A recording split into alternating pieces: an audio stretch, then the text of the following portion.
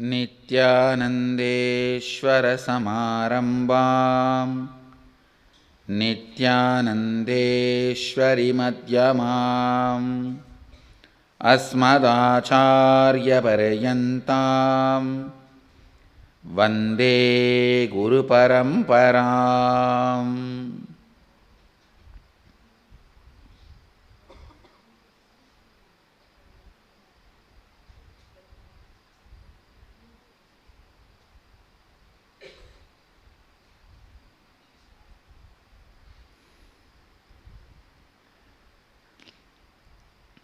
I welcome all of you with my love and respects.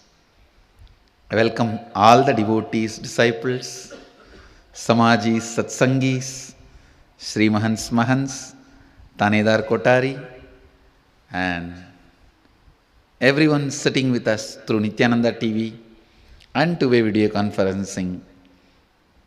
Having Nayana Diksha, City is sitting with us in two-way video conferencing, having Nayana Diksha. I'll continue to expand on the subject I left day before yesterday's satsang, seeking. I have not yet completed defining it and expanding on it.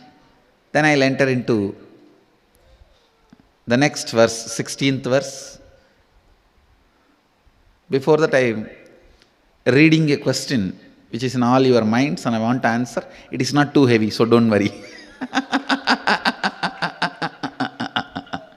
It's not too heavy and it's very light and I am very happy about it. I am enjoying it.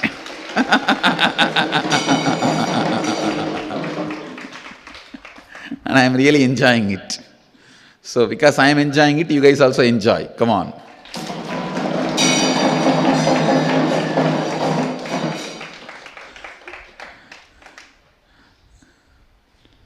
Tirumulavarka Vedam, Sivayoga Vedam means the form of Mahadeva.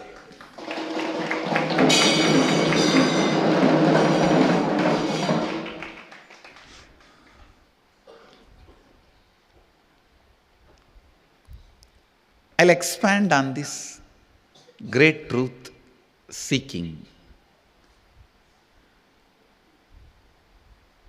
Understand, one part of you feels so strongly that you are going to exist forever and you don't need to worry about the questions of afterlife. It is like whenever you see people dying or you hear the news of somebody's death,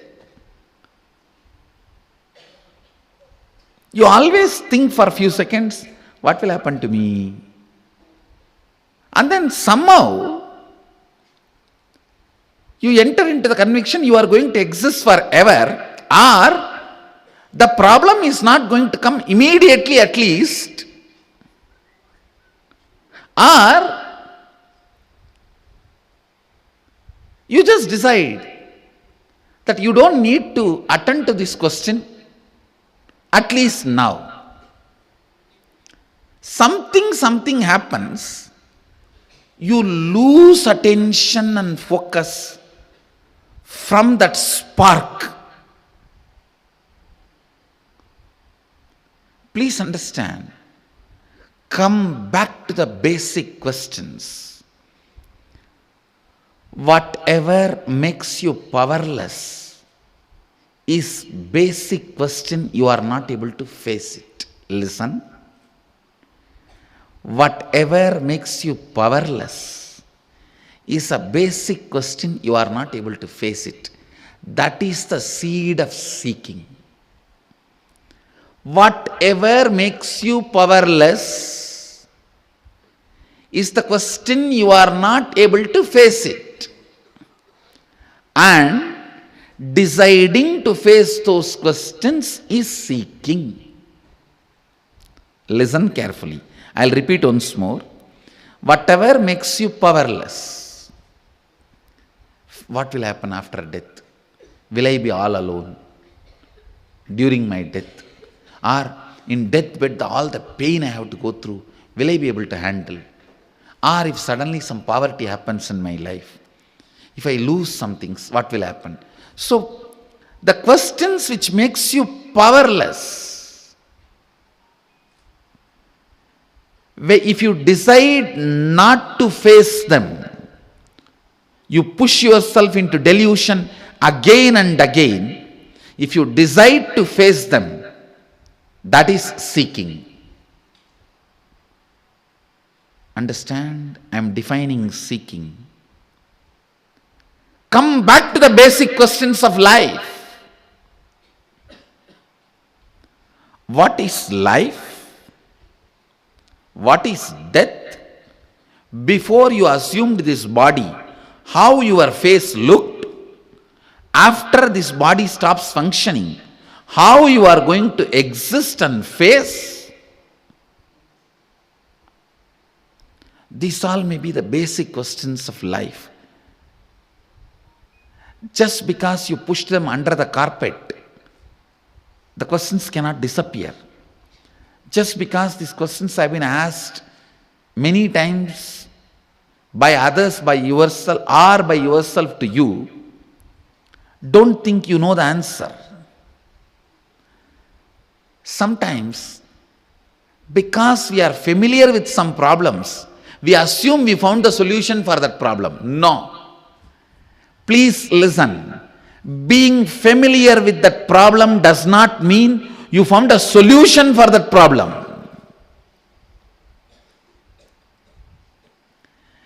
Being familiar with the problem for quite a long time, because of the familiarity, assuming you know the solution for that problem is delusion.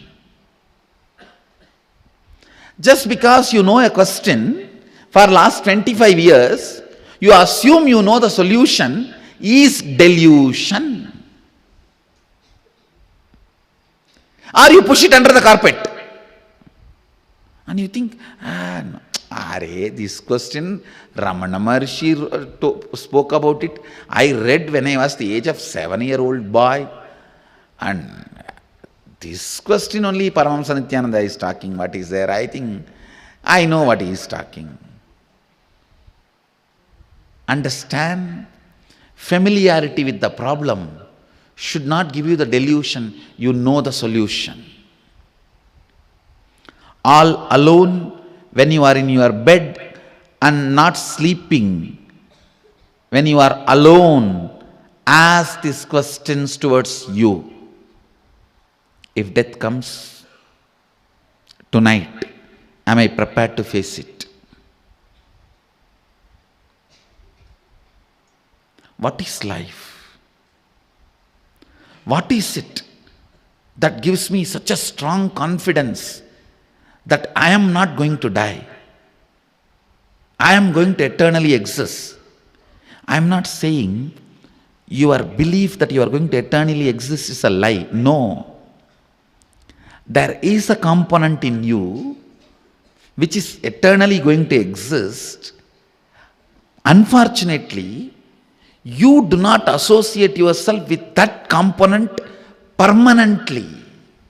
That's all I am trying to remind you. Listen. I am not asking you to get depressed by thinking about death. I am not interested in taking away your confidence, which you carry that you are going to exist forever. I am not interested in taking away that confidence. And that confidence is not false. That's the good news. Yes, you are going to exist eternally, but please decide to associate yourself with that permanently. It is like just by having the fish smell, you imagine you ate fish. Just by having the confidence, which is the smell of the eternal consciousness, you start deluding yourself, you experience that eternal consciousness. That is what I am telling you. Smell is not eating. Please listen. Sometime, if you are planning to eat just for the sake of taste, not because of hunger. Even if you enjoy the smell of the hotel, you will feel like you ate already. You won't feel like eating. If you are not really feeling hungry, but you decide to eat just for the sake of taste, or you saw the photographs of that food in the hoarding, in the poster, if you just decide to eat for the sake of taste or for the sake of the way the food looks, even if you enjoy the smell sitting in the hotel for a few minutes, you won't feel like eating, you will be full. Same way, if you are superficially looking into you, what is death, all that, even the smell of your consciousness, which is confidence. Let me explain. It's a very subtle point I am trying to explain. Listen. There is part of you which never dies, which is eternally alive. Your consciousness, your bioenergy. There is part of you which dies. Unfortunately, you associate yourself with which dies, but you draw confidence from which does not die. It is like just by smelling the food, you feel you ate and you are fulfilled. Smell can never fill your stomach. Listen, only if you eat, it can fill your stomach. Same way, just the confidence of bioenergy that you are never going to die will not make you enlightened, solve the issue once for all. The confidence of your bioenergy, you are never going to die, will be there till your nail gets broken or you face a small fracture. A hairline crack is enough to take away your confidence that you are eternal, you are not going to die. Please listen. You are eternal, you are not going to die. That confidence is only the smell of your bioenergy, not experience of your bioenergy.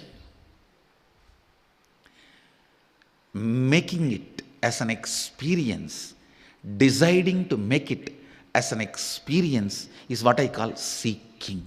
Listen. Please listen. Once I went and told my Guru, Mata Vibhudananda Puri Devi, I went and told her, you are telling me that I am beyond life and death. She read out Ribu Gita to me that day and explained some of the great truths in Ribu Gita, and I will strongly recommend all my disciples read Ribu Gita. If you have time, make time. If I say if you have time, you will never have time. Make time, read Ribu Gita. It's one of the greatest scripture in Hindu tradition. And she explained to me a concept about immortality. And I went and slept over it. Next day I went and told her, you explained, but I am afraid whether I will enter into that space at all. How to enter into that space? She said, please listen, this word is very important for all of you. Just entertain this desire to experience that space so strongly, the fear whether you will experience or not will break. That is the moment you will experience that space. Listen. She told me beautifully, தேடுதலே தேடுபவனை தேடுவதற்கு ஆக்கி கேடில் செய்யும் சக்தி வாய்ந்தது.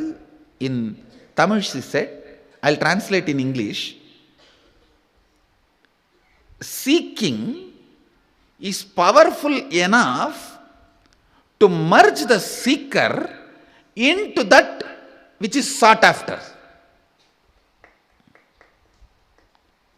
She said beautifully, what you are seeking, entertain that is intelligent enough to break the fear whether you will achieve it or not, and make you enter into that space which you are seeking. It was such powerful click for me, I tell you. This is the key I used to experience everything described in Agama and Tantra and Vedanta and Yoga. This is the master key. This is the master key.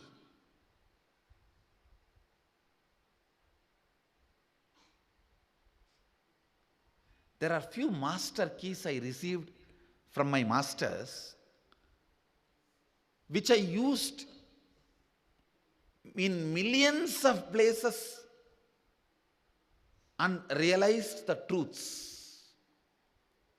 One more master key I received with Ram Surat Kumar, a great yogi. I was sitting next to him. It was a midnight, 2 o'clock in the cremation ground, Amavasya, dark night. Some sound, dog barking or something in the cremation ground in one corner. I asked him slowly, Swamiji, everyone talks about this ghost, bhuta, preta. Are you not afraid of it? How you are handling, what mantra you are doing to protect you from the bhuta, preta? He laughed and just slapped me. He has the habit of, whenever he gets excited, he will slap people. This Ram Surat Kumar, whenever he gets excited, he will slap people. He slapped me and said, a fool.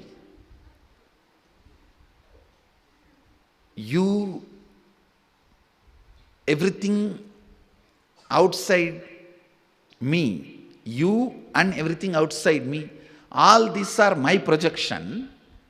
Me, everything outside you is all your projection. Even we are the projection of each other. Then how can bhuta come without me projecting it outside?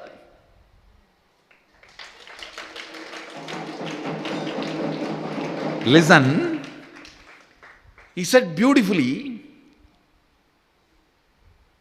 டேய், நீயே நாவலி கொணர்ந்ததுன்னா பூத பேய் பிசாசுகள் நாவலி கொணராம எப்படி வர முடியும்?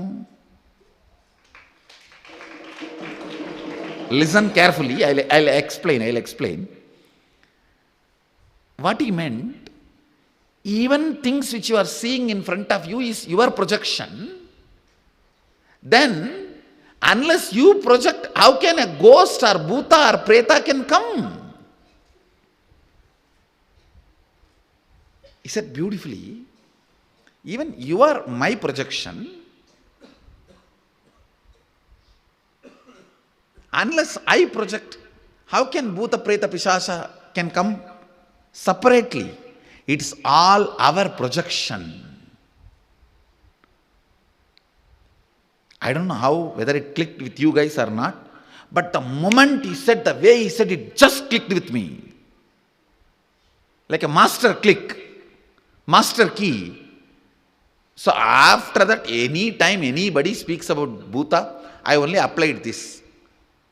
And maybe in 6 months, the very idea of bhuta disappeared from me. All this bhuta, preta, pichasha, all that idea, the very idea disappeared from me. Because it clicked so strongly with me. Even the people whom you are seeing, even the things you are experiencing in this world is your projection. Even this is your projection. If you see a bhuta, preta, pichacha or ghost or anything, that is also your own projection. The moment you remember it is your own projection, they will disappear. It was such a strong click in me. For that moment, it clicked with me so much.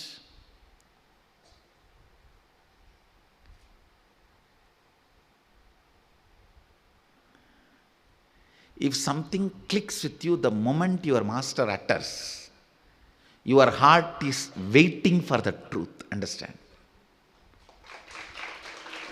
Your being was waiting for the truth.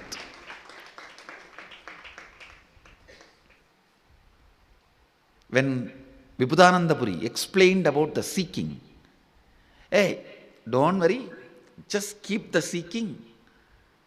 தேடுபவனுக்கே தேடுவதை சென்றடைய வைக்கும் சக்தி தேடுதலுக்கு கேடிலாது உண்டு. Means that seeking is powerful enough to make the seeker to merge with what is sought after. So you don't need to have something else, or you don't need to worry or entertain any other fear. Will I achieve what I am seeking? It was such a powerful click for me. I think a right word was told to me by the right person when I was in the right temperature. It straight entered into my system. After that, in any of the spiritual practice, there was nothing called impossibility or obstruction or obstacle.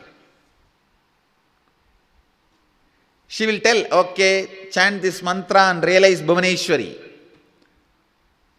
I will not even have a second thought, if I just chant this mantra, will I have darshan of Bhuvaneshwari? How can it be?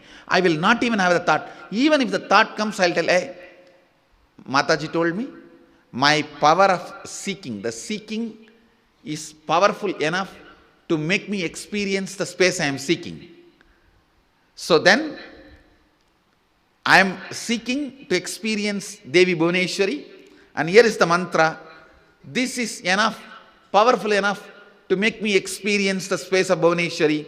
I don't need to worry whether I am going to have her darshan or not, experience her or not. Come on, let me sit. Over. Because of this confidence and energy and intensity, simply I was mastering different methodologies, techniques, yoga, pranayama, kriya, everything she was teaching. I was just mastering.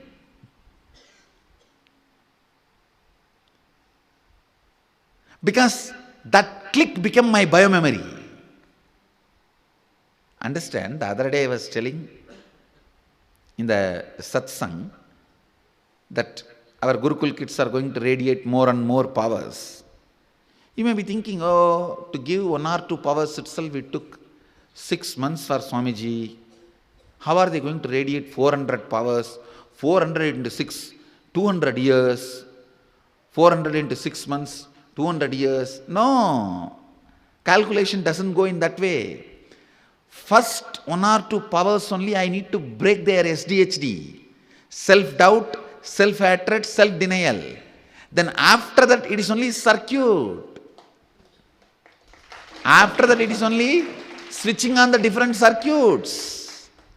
See, to give this click to me that your seeking is capable of making you to experience what you are seeking, to give that click to me, she has to work at least 3-4 years with me. But once that click happened, she need not work to make me realize every component of sadhana, every component of spiritual practice, every technique, every tantra, every agama, every spiritual process. She did not need 3 years, and no need for spending 3-4 years for her. Please understand, the first breakthrough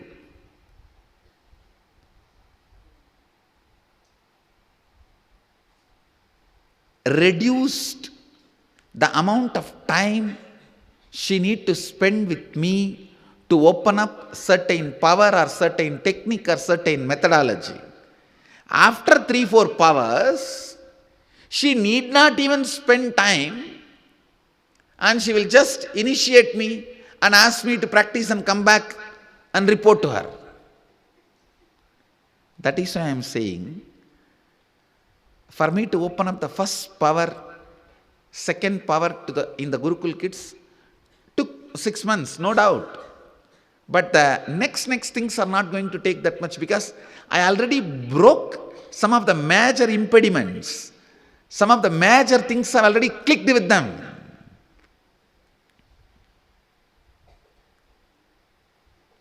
Listen. Today I wanted the definition of seeking to click with you guys, so that I can go on explaining the 400 different powers Mahadeva expresses in Agamas. If I have to explain and make it all as an experience to you guys, I have to give you the breakthrough and help you to click with seeking. So listen, your seeking is complete and powerful enough to put you in the space you are seeking, without any assistance, external help or other support. Please listen. Your seeking is independently intelligent enough, without the assistance of technique, support, any other external measures, to give you, to make you experience what you are seeking.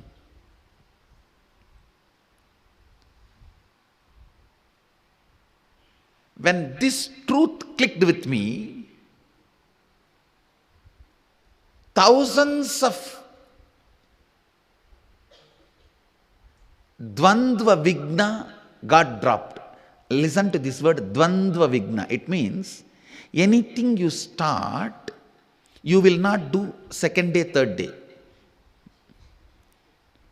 You will learn about Hatha Yoga with all the excitement and inspiration, jump into it first day, second day, Jata Yoga.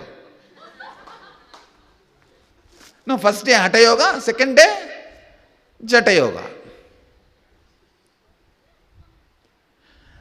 That Dvandva Vigna is because of the idea, it may be impractical for me, I may not be capable, how do I know I am going to achieve it?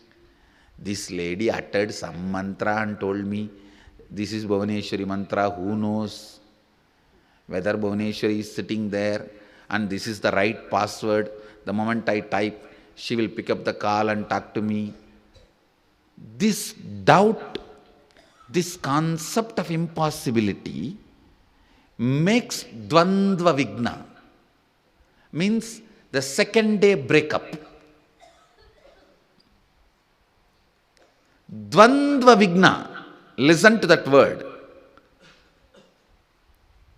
Most of you have this Dvandva Vigna problem. You may not know the word, but you know this concept very well. Look in, you will see that he is your closest friend. Dvandva Vigna means anything you start, you know second day, I think this is not going to work for me. Maybe for him, but not for. That is called Dvandva Vigna. Please understand.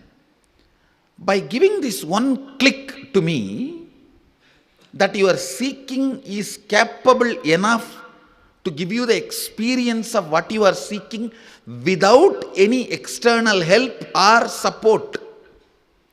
By giving this click, she removed the Dvandva Vigna, this impossibility from me once for all. If she gives me Rajeshwari mantra today, I just know in next 48 hours, I will have darshan of Rajeshwari and I have to go back and report to her. If she gives me Varahi mantra, I just know in next 48 hours, I will have Varahi darshan and go back and report to her. If she gives me the Tidinitya Devi's mantra, I just know I will have to go and sit and practice it and I will have darshan of that and I have to go back and report to her. That idea, it may work out for me, it may not work out for me. The impossibility, whether it is going to happen it for me or not, that she broke. See, when that is taken away, so much of excitement and joy, that very excitement makes the whole path very short. Path is long only when you create hurdles by the self, by yourself. Path is always short when you create only excitement. Only when you produce excitement, path is always short. Understand? Out of the food you ate, if you produce only energy, life is always exciting. But if you start producing gas, life is always tiring. The same thing. Out of your thought current, if you produce only energy, excitement, sadhana is always great, exciting, enjoying, beautiful. But out of the same thought current, if you produce again and again impossibility, SDHD, spiritual practice is tiresome. Who knows what is happening? Who knows what is true? What is wrong? What is right? Will I have it? Will I get it? Or maybe it worked for him in those days when his body was without toxins. Now, who knows, my body is full of toxin. And will the same process work for me? You will have 1,000 stupid questions to make you strongly believe it is not possible, at least for you. That is what I call Dvandva Vigna. The second day, over, break up. If you fought with your girlfriend and did not pick up her calls one night, 40 times she broke up with you and 41 times she has come back to you. If she is too emotional, 80 times. If you are smiling, it is clicking with you. Understand? No, really.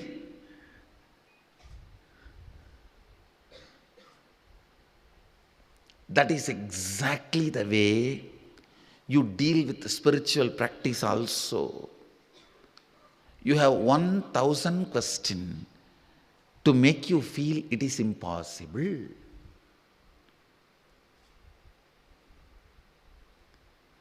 At least within 3-4 days you are convinced, if it is not second day or third day. Within 3-4 days, you know, this is not for me. Over. I tell you, liberating me from the Dvandva Vigna mental setup is the greatest thing my Guru has done to me. With this one click, somehow this one word strongly clicked into me. Seeking is powerful enough to take me to the space I am seeking without any other support, help or technique or methodology. This was so powerfully sitting inside me. Any doubt, this is like a bullet, tatak. It will open up and finish the doubt.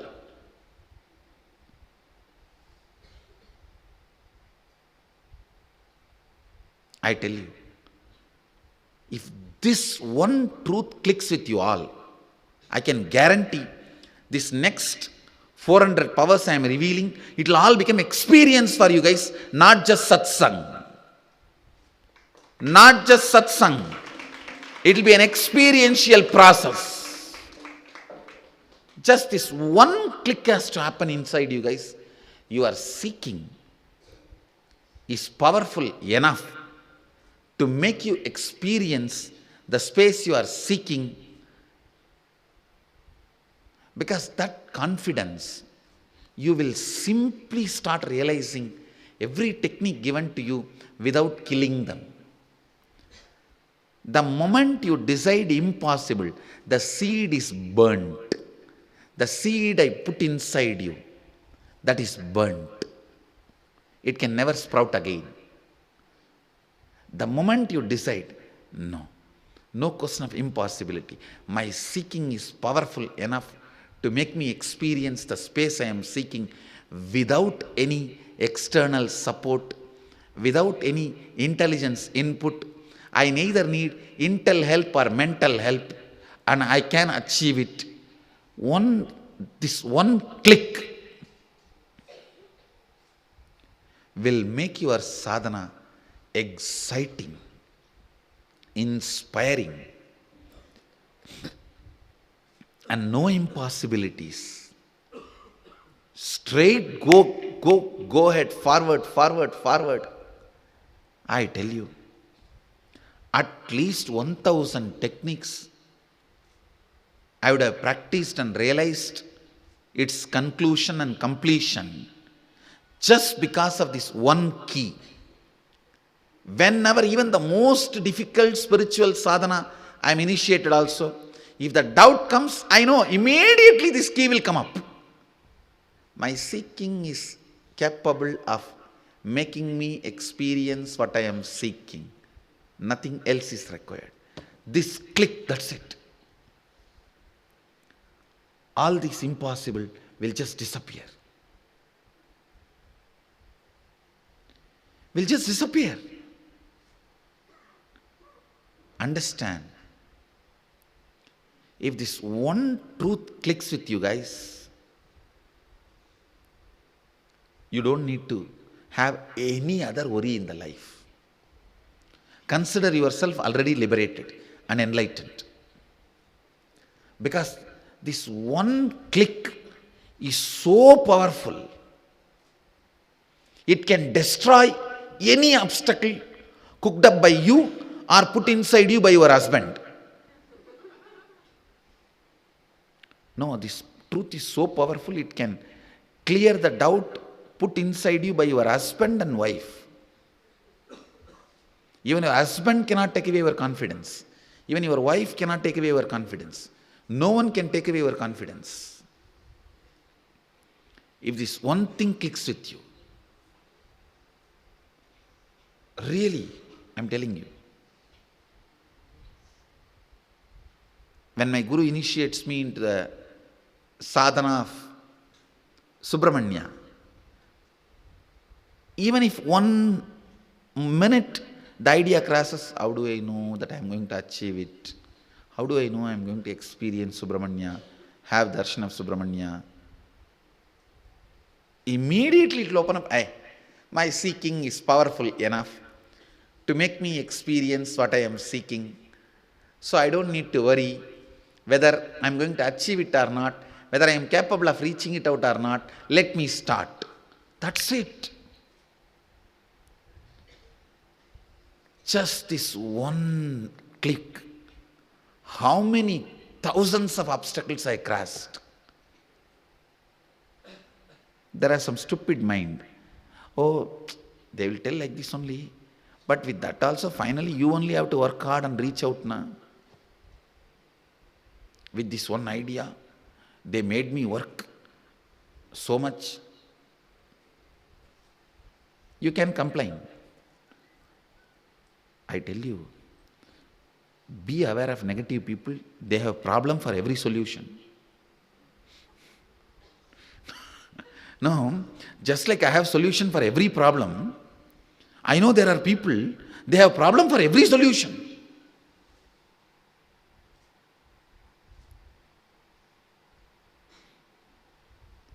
Really, I don't know how they spend their time specially to find problem for every solution.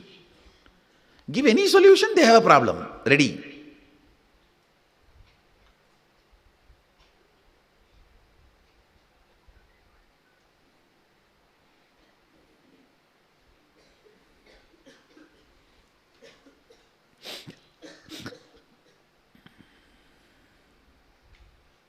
Listen. Essence of today's satsang is you are capable.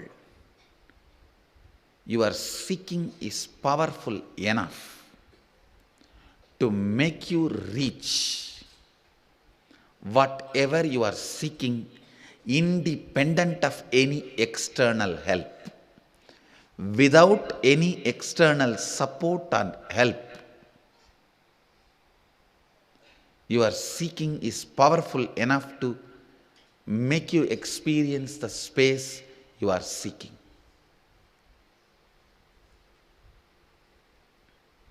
Meditate on this. Just meditate on this one truth. If this one truth clicks with you, that is enough. I can guide you into this 400 powers of Mahadeva. What 400 powers of Mahadeva? I can guide you guys into Mahadeva himself.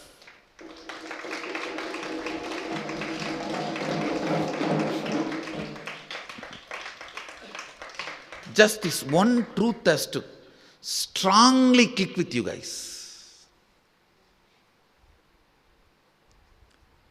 Your seeking is capable enough of making you experience the space you are seeking without any external help, assistance, or input by just its own intelligence.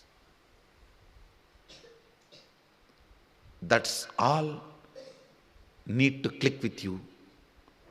If this one truth clicks with you guys, that is enough. I can lead you into what Mahadeva describes in Agama, living Shuddhadvaita, living pure Advaita, manifesting the experiences and powers of Advaita.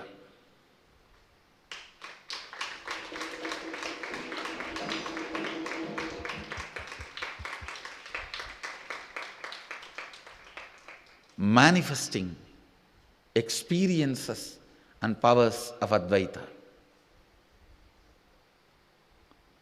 Understand, be informed.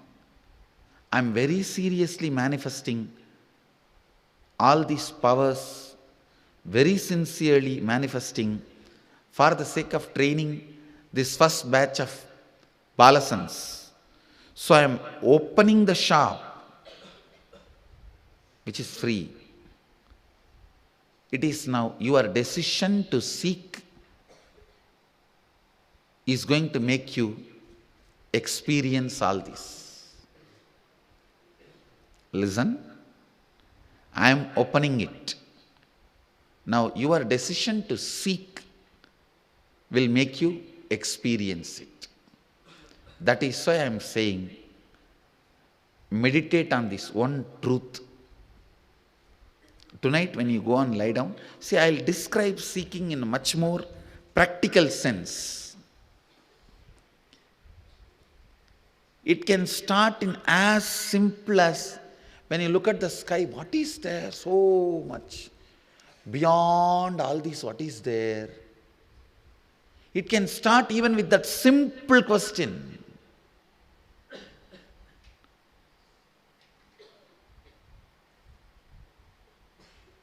Any question you have about this four: universe, self, God, and universe which you are perceiving, nature. The part which you are not perceiving is universe. The part which you are perceiving is nature. So let me repeat. Any question you have about universe which you can't perceive, God, self, and nature, Prakriti. In this four, any question you have about this four can provoke seeking in you, can invoke seeking in you. Go behind that question. Decide to align your life with the answer you are finding. Listen. Having deep question about any one of these four or all these four is seeking. Deciding to go behind the answer is courage. Deciding to align your life to this answer by renouncing unnecessary things is vairagya.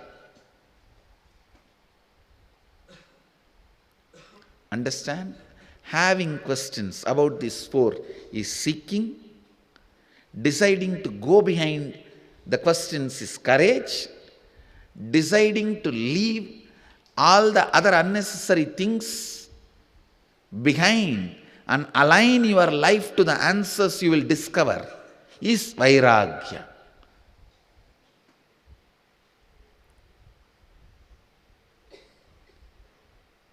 Invoke seeking, that is enough. You don't need to be worried about vairagya, courage, all that now.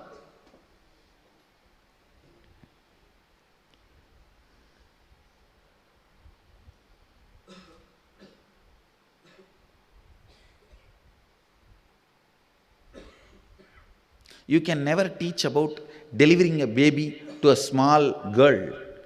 Oh God, such big baby from my tummy will come out. No, I don't want that. Only when she comes to that age, when she can understand, only then you can explain and make her understand.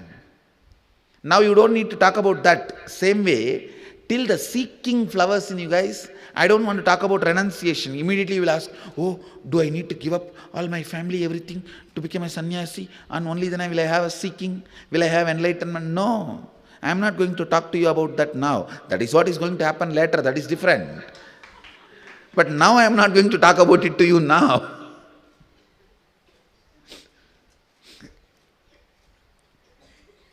Because anything you speak in a premature way,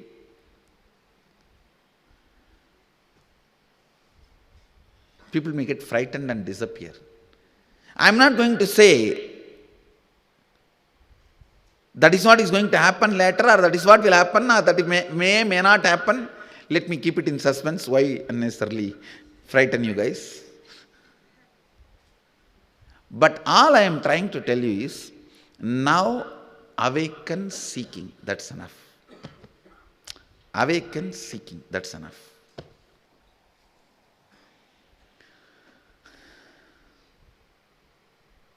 Understand, the seeking is intelligent enough, efficient enough, powerful enough for you to experience the space you are seeking.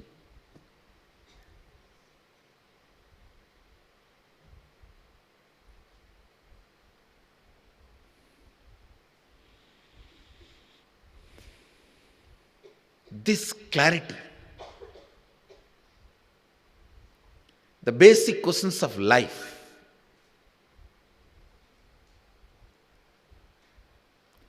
not pushing them under the carpet, facing them even if they make you powerless, is seeking. Rekindle that in your life. Awaken that in your life. I can give you one more explanation also.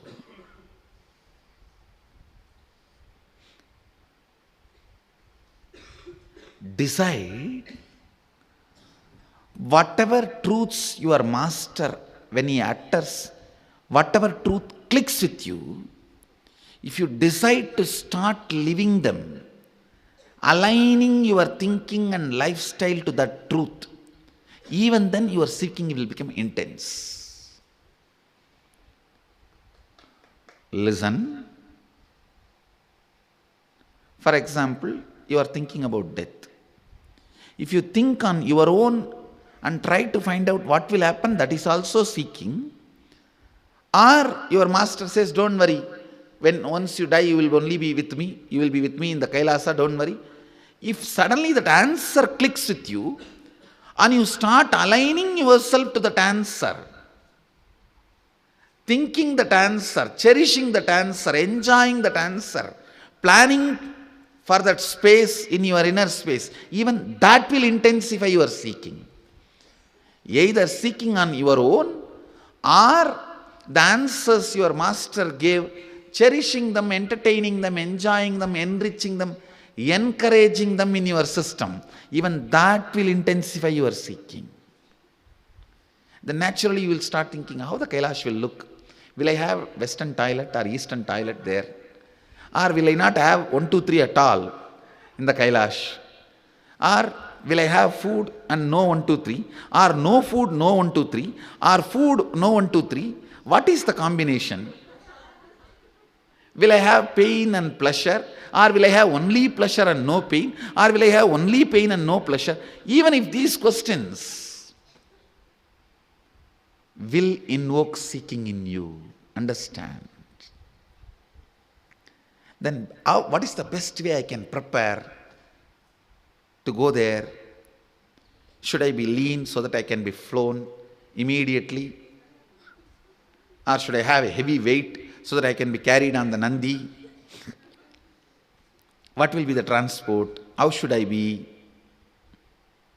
Even though these questions look very playful, when you sit and talk it out inside you, within you, they will all start provoking many of the corners of you which you have not attended. Listen. Many of the corners of you which you have not attended will be provoked. That is what I call seeking. That just melts you. That will bring intensity in you.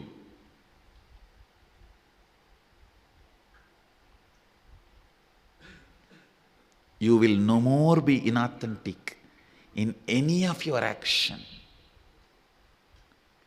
In any of your action, you will no more be inauthentic.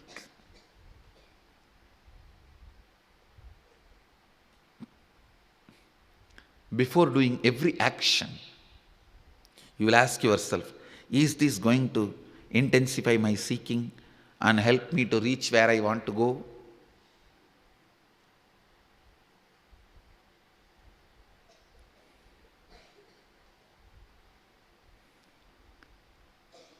Intensifying the seeking, intensifying the seeking.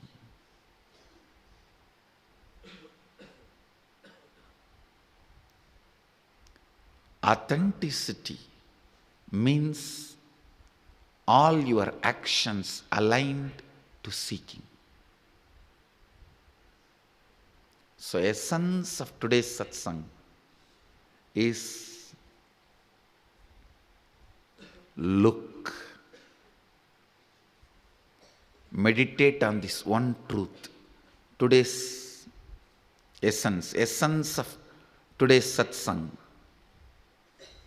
Your seeking is independently intelligent and capable enough to make you experience what you are seeking without any external help, support, assistance or whatsoever. Meditate on this. Let this one truth click with you. That is the essence of today's satsang. I bless you all. Let you all radiate with integrity, authenticity, responsibility, enriching, causing, living Suddhatvaita Saivam, the eternal bliss, Nityananda. Thank you. Be blissful.